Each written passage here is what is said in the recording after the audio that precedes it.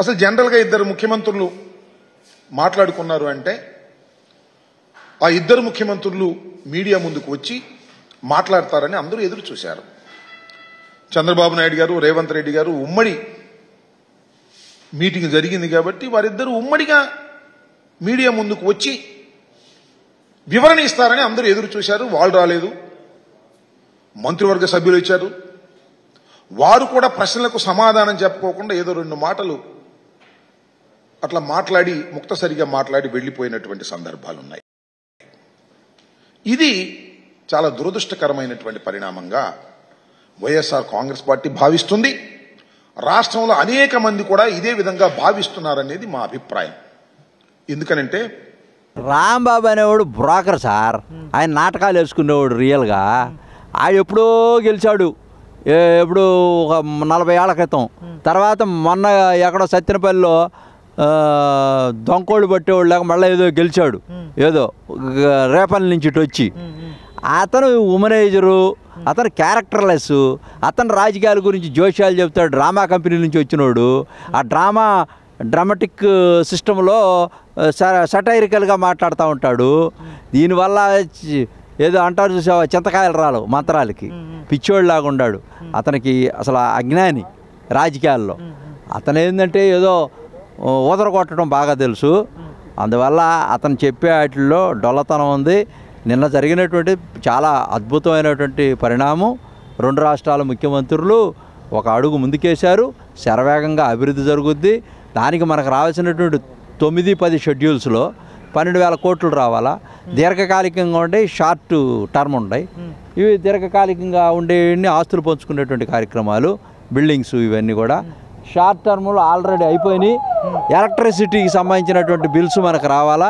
అవి దానికి సంబంధించినటువంటి 9 షెడ్యూల్లో ఉన్నటువంటి 34, 10వ షెడ్యూల్లో ఉన్నటువంటి 120 అన్ని సమస్యలు పరిష్కారం అవుతాయి. ఏపీ భవన్లో కూడా మనకంతా కూడా సమస్య పరిష్కారం అయింది. త్వరలోనే కృష్ణా బచావత్ ట్రిబ్యునల్కి సంబంధించినటువంటి వాటర్ 60-40 ఇవ్వాల్సినటువంటి దాన్ని కూడా సమస్య పరిష్కారం చేస్తారు. సానుకూలమైనటువంటి మంచి ఇది వచ్చింది. వాళ్ళ కళ్ళలో నిప్పులు పోసుకుంటున్నారు. 10 ఏళ్ళ నుంచి చేయలేదు కదా, వాడు చేయకుండా చెడగొట్టాడు కదా. మొదట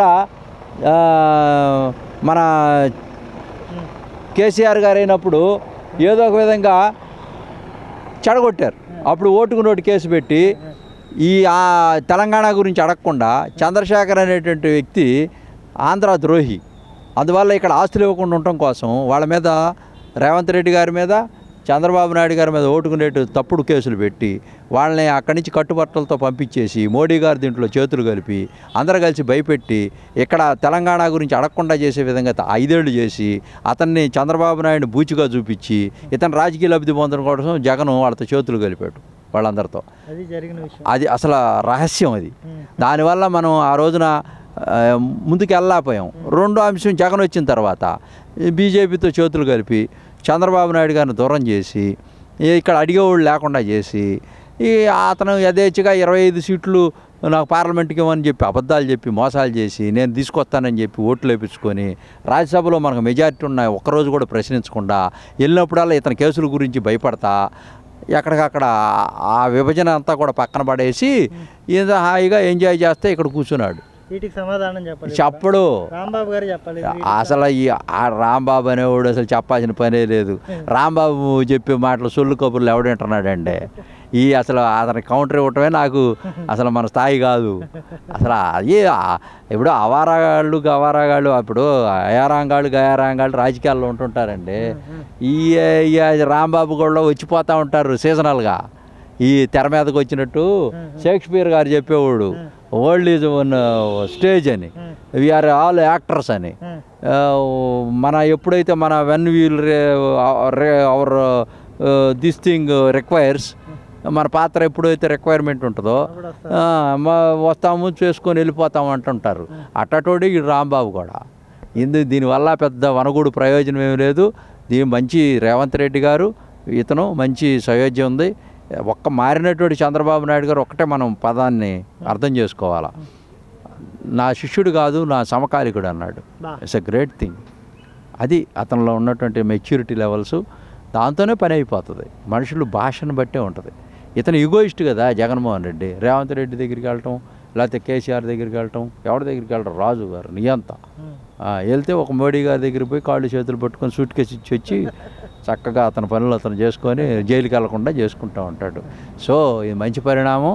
డెఫినెట్గా ఆఫీసర్లు కూర్చుంటారు, 43 సార్లు ఆఫీసర్లు కూర్చున్నారు, మీటింగులు జరిగినాయి, చాలా పరిష్కారాలైనవి. ఇక తతిమై కూడా 100% పరిష్కారం అయిపోతాయి. అది పెద్ద సమస్య కాదు.